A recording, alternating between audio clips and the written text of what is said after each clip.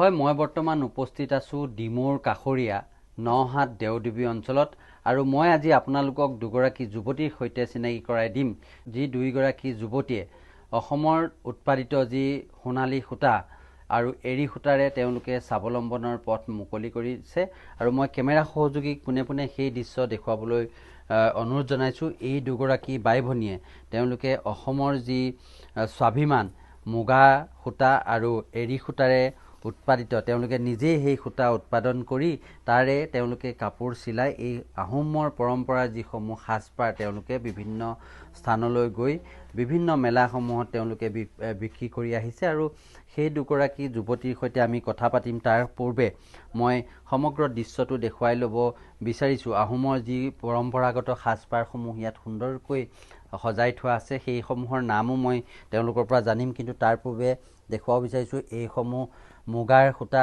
আৰু এৰী সূতা আছে। তেওঁলোকে এইবিলাক সূতা ইয়াতে ঘৰতে নিজে উৎপাদন কৰিছে আৰু তেওঁলোকে নিজেই সূতা প্ৰস্তুত কৰি সেই সূতা তেওঁলোকে কাপোৰ বৈ পুনৰ চিলাই বজাৰত তেওঁলোকে সেইসমূহ মুকলি কৰি দিছে।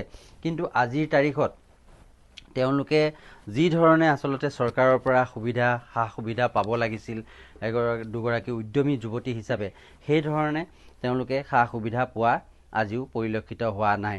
মই প্ৰথমতে আপোনাৰ সৈতে কথা পাতিম যে আপোনালোকে নিজেই এই সকলো প্ৰস্তুত নিজেই ঘৰতে কৰেনে? হয়, এইবিলাকতো প্ৰস্তুত আমি সৰহ সংখ্যক আমি নিজেই কৰোঁ। নিজেই কৰে মানে মুগাৰ পোহা হয়, মুগাৰ পুহি তাক আকৌ লেটাৰ বাঁহটোৰ পৰা সূতাবিলাক উলিওৱা হয়, উলিয়াৰ পৰা ব'বলগীয়া হয়, বৈ কাপোৰ প্ৰস্তুত হয়।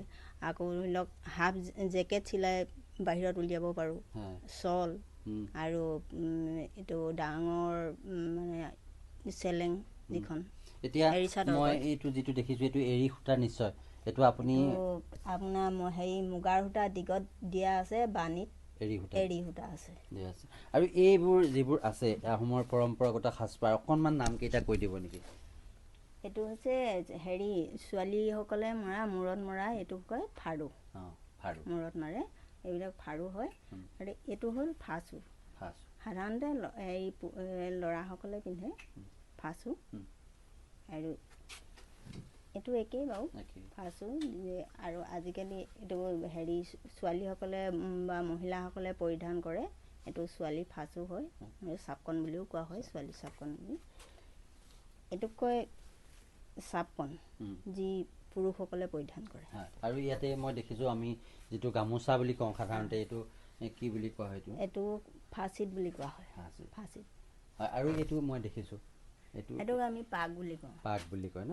আৰু এই এনেধৰণৰ সকলোবোৰ বস্তু আৰু কেমেৰা সহযোগীয়ে দেখুৱাব সকলোবোৰ সামগ্ৰী ইয়াতে ৰাখিছে আৰু তেওঁলোকে বিভিন্ন স্থানৰ পৰা ফোন যোগে হ'লেও যিবোৰ অৰ্ডাৰ আহে সেই অৰ্ডাৰসমূহ যিবোৰ তেওঁলোকে দিবলৈ চেষ্টা কৰিছে। মই তেখেতৰ বায়েক আছে যিগৰাকী, মই তেওঁৰ পৰাও কথা পাতিম অকণমান এইফালে বিচাৰিম।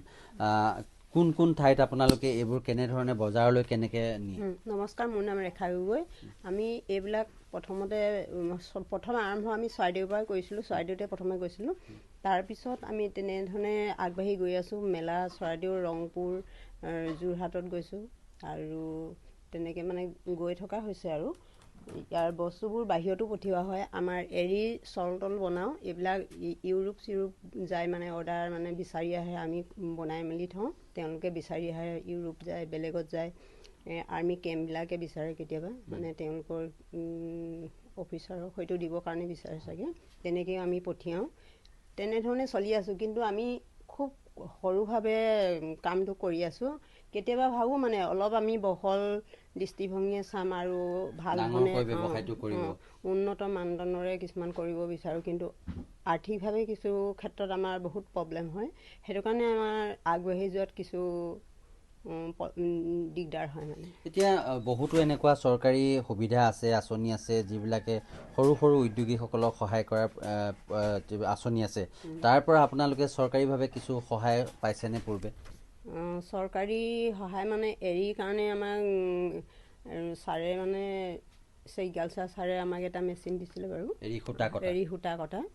আৰু তাৰপিছত আমি বেলেগ মানে বৰ্তমান পোৱা নাই, যাতে অলপ চলপ যদি সহায় কৰে নিশ্চয় আমি আগবাঢ়ি যাবলৈ সুবিধা হ'ব বুলি ভাবিছোঁ। হয়, ধন্যবাদ জনাইছোঁ। আৰু এয়াই আমি দেখুৱাইছোঁ এই সৰু সৰু যিসকল উদ্যোগী তেওঁলোকৰ যথেষ্ট প্ৰতিভা আছে। নিজে ঘৰতে সূতা পলু পুহি তাৰ পৰা সূতা কাটি নিজে কাপোৰ বৈ চিলাই বিক্ৰী কৰি আহিছে। আৰু সেইসকল মহিলাক বা উদ্যমী যুৱতীক যদি চৰকাৰে আৰ্থিকভাৱে কিছু সহায় কৰে তেওঁলোকে নিশ্চিতভাৱে এটা সময়ত আৰু যথেষ্ট উৎপাদন কৰি বজাৰলৈ সেইসমূহ মুকলি কৰি দিব পাৰিব।